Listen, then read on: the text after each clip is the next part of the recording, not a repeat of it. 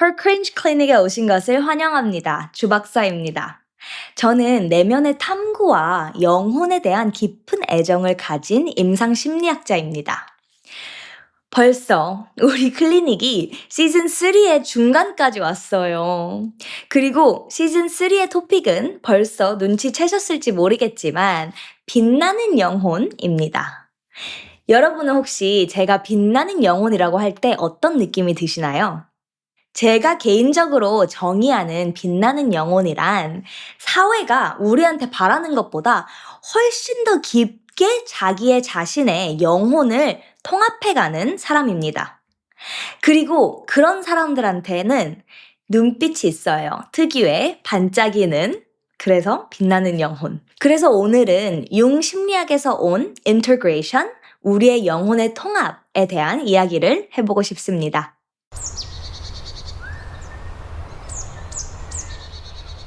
융심리학에서 말하는 통합이란 자신의 내면의 그림자를 들여다보고 그것을 나의 일부로 받아들이는 과정입니다. 그 그림자가 무엇이 됐든 간에. 그리고 그림자, 섀도우라고 하는데요. 이 섀도우는 우리가 외면하거나 부정하거나 혹은 아직 알아차리지 못한 그런 우리 자신의 일부들입니다. 현실 속에서 통합은 그 어떠한 넓은 감정의 스펙트럼을 다 살아내고 다 느끼는 모습으로 나타납니다. 그래서 어떤 사람이 난 큰 소리 못 내는 사람이야. 그러니까 너가 해. 이런 사람이 아니라 화가 나면 큰 소리도 나지만 화 안 날 땐 또 엄청나게 조용하고 온화할 수 있는 그런 동시성을 가진 사람들이 대부분 통합된 사람들이죠. 기쁠 땐 그 누구보다 기쁘고 슬플 땐 그 슬픔을 회피하지 않고 동굴 끝까지 가서 슬플 수 있는 그런 용감한 사람들. 제가 경험한 통합한 사람들의 모습입니다. 그렇기 때문에 반짝이는 영혼들은 사실 사회가 우리한테 바라는 모습 그대로 가장 친절한 사람이 될 수도 있지만 동시에 자신의 영혼이 원하는 것을 향해서 가장 이기적으로 앞만 보고 나아가는 사람일 수도 있는 거죠. 동시에 우리가 통합되어 있을 때 우리 내면의 많은 모습들이 함께 존재하고 있기 때문입니다. 제가 통합에 대해 이야기할 때 자주 사용하는 질문인데요. 여러분은 혹시 soul, 영혼과 spirit, 좀 영적인 정신이나 마음 같은 그런 느낌인데 이 두 가지의 차이가 뭐라고 느껴지시나요? 정답은 없습니다. 하지만 그냥 여러분의 생각에, 여러분의 느낌에 그냥 감정적으로 딱 들었을 때 소울과 스피릿이 어떻게 다르게 느껴지시나요? 만약에 가능하시다면 영상을 잠시 멈추고 댓글로 여러분의 생각을 남겨주시겠어요? 왜냐면 저는 이렇게 직감에서 바로 나오는 원초적인 답들이 너무 흥미롭거든요. 읽고 싶습니다. 아무튼 처음 그냥 이유 없이 떠오르는 그것이 여러분의 정답입니다. 제가 개인적으로 저의 친구들한테 이 질문을 했을 때 어떤 친구는 소울은 인간의 것이고 스피릿은 동물들한테도 다 있는 거야 라고 말을 했어요. 그리고 또 다른 아이는 소울은 계속 지속되는 것이고 스피릿은 순간적인 것이야 라고 하고 또 누구는 소울은 감정이지만 스피릿은 지금 당장 나의 기분, 무드 이 정도다 라고 말을 했어요. 너무 흥미롭지 않나요? 저는 단순히 이렇게 말을 했어요. 소울은 왠지 스피릿보다 더 무거울 것 같아. 물론 정답은 없어요. 하지만 고대 그리스 신학과 철학 그리고 네이티브 아메리칸 북미 원주민들의 전통들 속에서는 대체로 이렇게 이야기를 합니다. 소울이란 영혼이란 땅의 것이고 스피릿이란 이런 영적인 마음이나 정신 같은 것은 하늘의 것이다. 그래서 보통 소울은 우리의 성격이나 욕망, 감정, 그리고 우리의 육체와 연결이 되어 있다고 말을 하고요.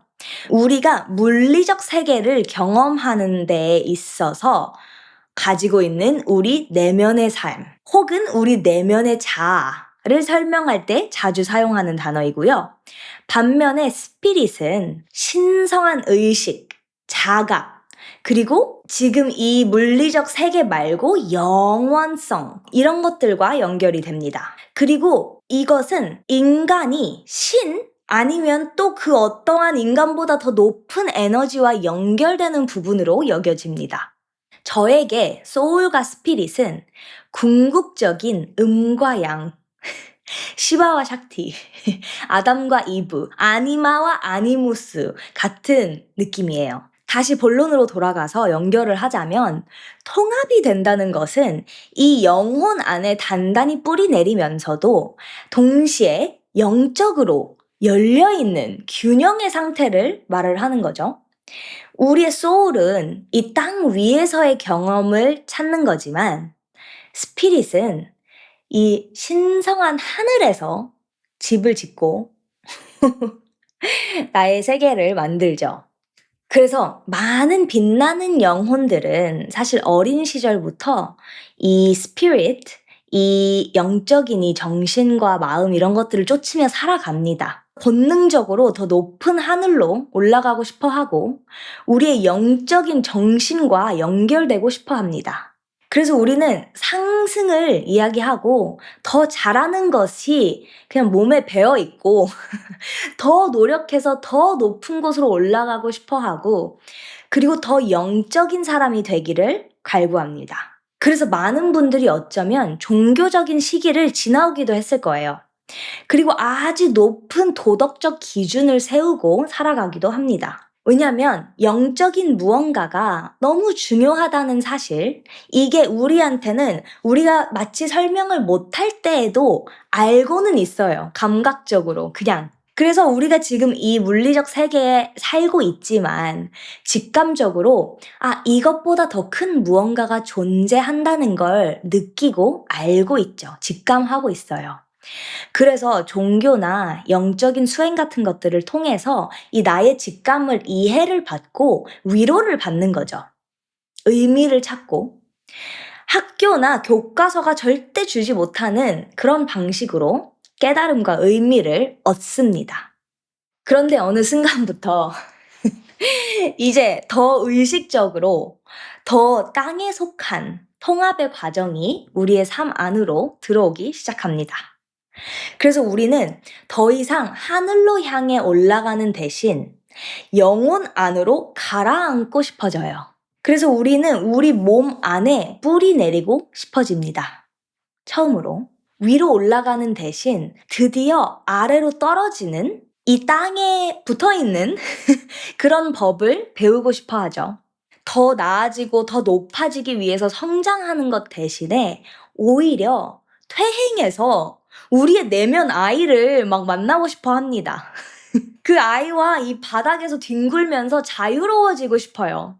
그만 좀 올라가고 싶어져요. 우리가 최고의 잠재력이라고 믿었던 것을 쫓는 대신에 사실 처음부터 우리 안에 항상 가지고 있었던 것을 다시 발견하고 싶어집니다.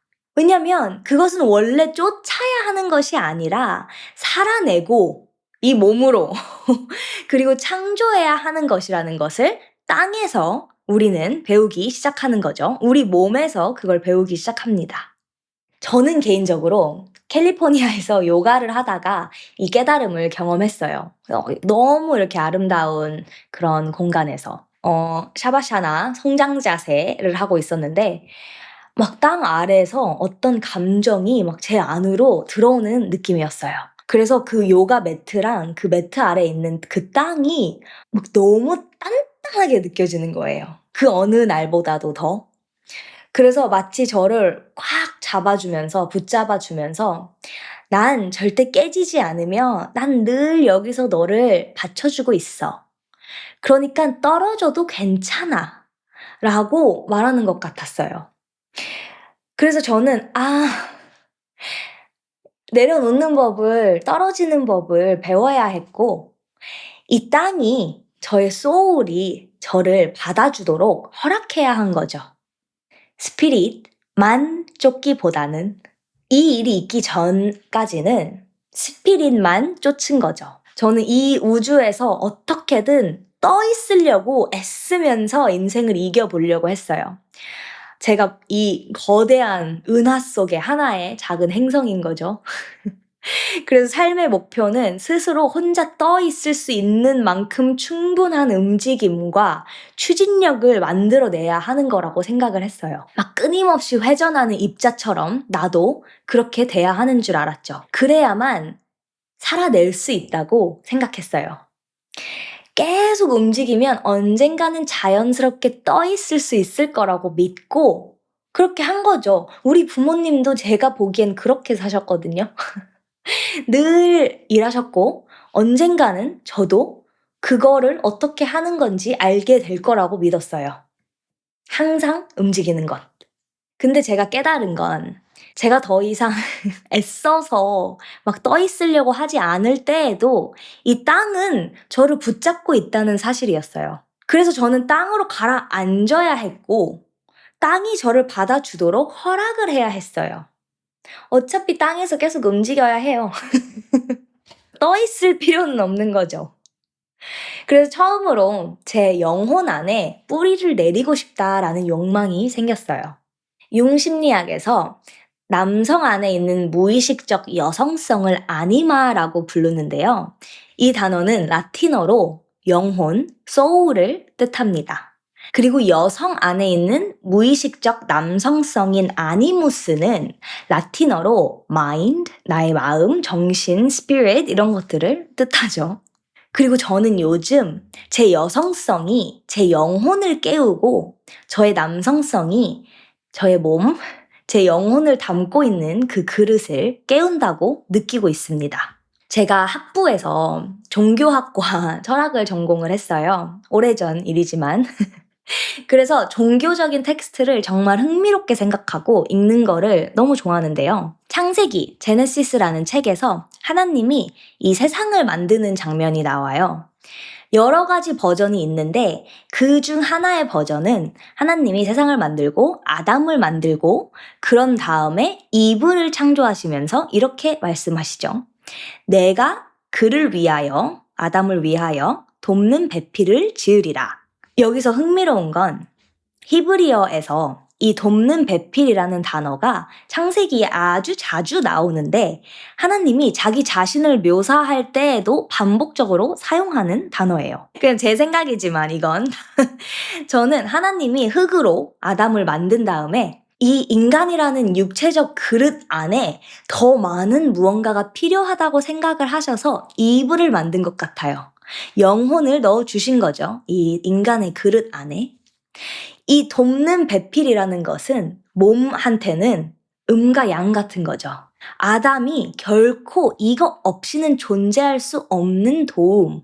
왜냐면 그릇만 있으면 영혼이 없으면 존재 가능할 수 없죠, 인간으로. 아담은 이브 없이는 온전하지 않았을 것이고 인간일 수도 없었을 것이죠.